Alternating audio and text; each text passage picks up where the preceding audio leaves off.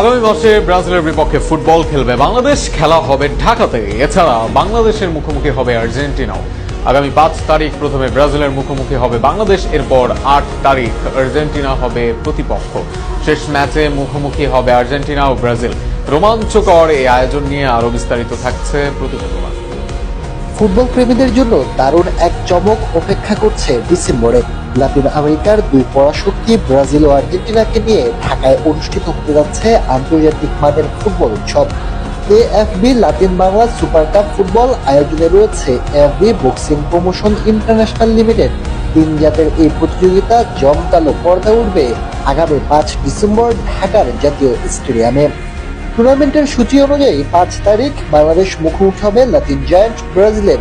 এরপর 8 ডিসেম্বর বাংলাদেশের প্রতিপক্ষ আর্জেন্টিনা। আর সবশেষ 11 ডিসেম্বর মাঠ কাঁপাতে একে অপরের বিপক্ষে নামবে ফুটবল ইতিহাসের সবচেয়ে হাই ভোল্টেজ দ্বৈরথ ব্রাজিল ও আর্জেন্টিনা।